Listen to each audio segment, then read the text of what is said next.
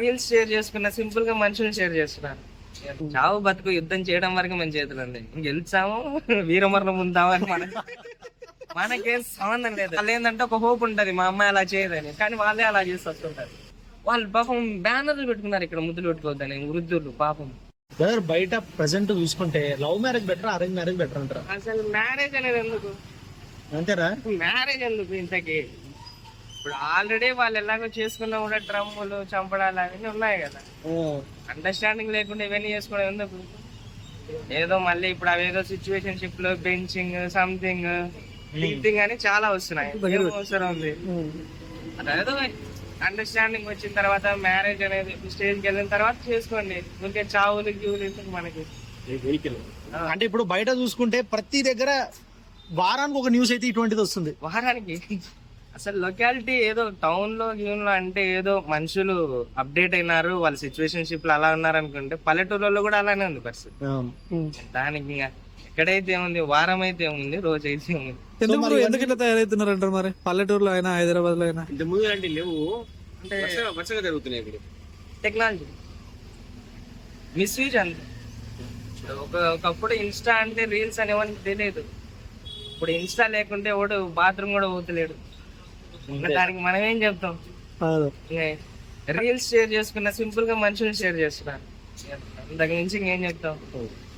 అంటే ఎందుకు బ్రో, చాలా పెద్ద మాటనే అన్నారు మీరు. ఏం చెప్తారు అంటే ఏంటి దాని గురించి ఏమైనా ఎక్స్ప్లెయిన్ చేయండి. రీల్స్ చేయడం ఈజీగా, రీల్స్ చేయడం ఈజీగా అబ్బాయిలు చేంజ్ చేస్తారా, అమ్మాయిలు చేంజ్ చేస్తారా? బాయ్స్ ప్రాబ్లమా, గర్ల్స్ ప్రాబ్లమ్? సరే సరే సరే, నేను ఒకటి అడుగుతాను.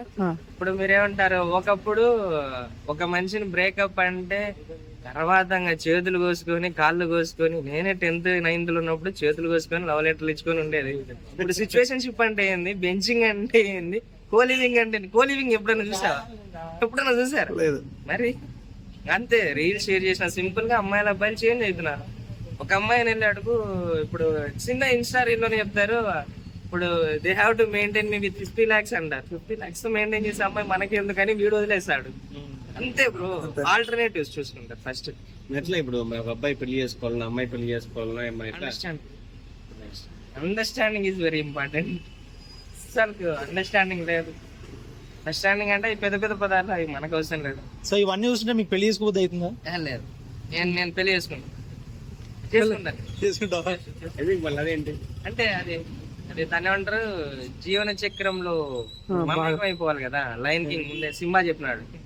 అందరికి పక్క అది చావు బతుకు యుద్ధం చేయడం వరకు మన చేతులు ఉంది. గెలిచాము వీరమరణం ఉందాము అని మనకేం సంబంధం లేదు. విజయము వీరమరణము అని గౌతమిపుత్ర శాతకర్ణిలో బాలయ్య లాగా పోవడమే గాని కళ్ళకు గంతలు కట్టుకొని దాని తర్వాత ఏం జరిగేది అనేది మన చేతుల్లో లేదు, మనం ఆశించకూడదు కూడా. మరి మీ అబ్బాయిగా మీరు ఇట్లా అనుకుంటున్నారు, మన అమ్మాయి ఏమనుకుంటారు ఆఫ్టర్ మ్యారేజ్ కానీ బిఫోర్ మ్యారేజ్? పర్స్పెక్టివ్ బ్రో, ఎవరి పర్స్పెక్టివ్ వాళ్ళకి ఓన్ పర్స్పెక్టివ్ ఉంటది.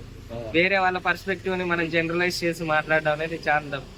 ఇప్పుడు నేను చెప్పినది రీల్స్ షేర్ చేసినంత సింపుల్ గా అమ్మాయిలు అబ్బాయిలు చేంజ్ అవుతారంటే ఇంకొకటి వచ్చి నీకేం తెలుసు అంటే నేనేం చెప్పలేను కదా.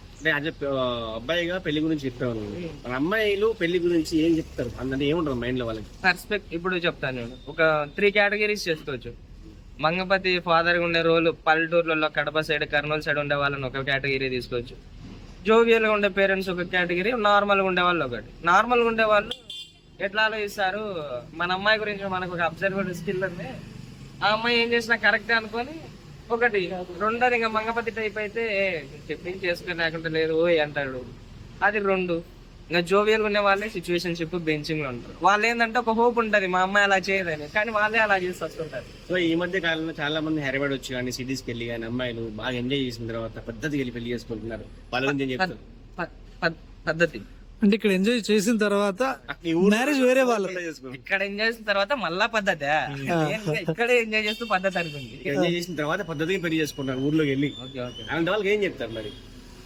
అదేదో ఎంజాయ్ అనేది లిమిట్ లో ఉండాలి. మరి మీరు గలీజ్ పట్టిపోయి ఇంటికి పోయి వేరే వాడిని గలీజ్ చేయకూడదు. అంటే ఏం చెప్తారు ఓవరాల్ గా పెళ్లి గురించి ఏం చెప్తారు? మీరంటే చేసుకుంటారు, బయట పెళ్లి తర్వాత కూడా కొన్ని జరుగుతున్నాయి. ఎవరి పర్స్పెక్టివ్ బ్రో, నేను అదే అంటున్నా. పర్స్పెక్టివ్ జనరలైజ్ చేసి వేరే వాళ్ళని నేను రుద్దను. నా పర్స్పెక్టివ్ ఇది. ఇప్పుడు నాకు కొన్ని నచ్చట్లేదు, కొన్ని నచ్చినాయి, వాళ్ళని ఎందుకు అనాలి? వానికి నచ్చితే చేసుకోమను, లేదంటే భయపడితే ఎంజాయ్ చేయమను. మీ గురించి ఏం చెప్తారు బ్రో? అంటే ఇంతకుముందు అన్నారు 10th క్లాస్ లో ఏదో జరిగిందని చెప్పి, దాని గురించి అన్నా కదా ఇప్పుడు రీల్స్ ఒక మాట మార్పు ఎట్లా ఉంది అప్పటికి ఇప్పటికి మీలో మార్పు ఏం జరిగింది చెప్పండి. నాలోనా మనుషులకు దూరంగా ఉంటున్నాను. ఇప్పుడు అదా ఆ మామ ఉన్నాడు కదా, ఇప్పుడు అప్పట్లో చాలా 10 మంది 20 మంది తిరిగామని అనమాట. అంత వద్దు ఇప్పుడు క్వాంటిటీ కంటే క్వాలిటీ మేలని అందరిని వదిలేసి ఒకరితో ఇద్దరితో తిరిగాను. నా అమ్మాయిల విషయంలో ఏం మారారు? అమ్మాయిల విషయం అప్పుడు చూసేవాడిని, ఇప్పుడు చూడబుద్ధి కూడా అవ్వట్లేదు. ఎందుకు? ఇప్పుడు మీరు నైట్ 7 కి అవైలబిలిటీలో ఉంటే అట్లా side SR Nagar police station ఉంది కదా, ఫుట్పాత్ పేమెంట్స్ మీద ఒకసారి అబ్జర్వ్ చేయండి బ్రో. కూర్చోవడం కాదు, నాకు కూర్చున్నా బాధ లేదు, పేరు చూసుకోవడం ఏంది బ్రో? ఏంది ఏంది ఏంది ఏంది బ్రో?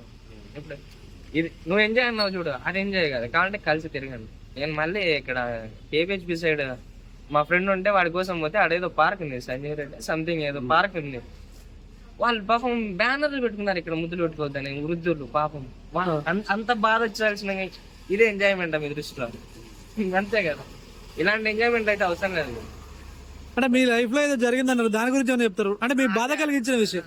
మా ఫ్రెండే ఆయన మేము 10th లో మేము తెలియదు, మేము ప్యూర్ నిబ్బా స్టేజ్ లో ఉన్నప్పుడు, మేము గేమ్స్ ఆ టైంలో ఉన్నప్పుడు లవ్ గివ్ అని చేతులు కోసుకునేవాడు అనమాట.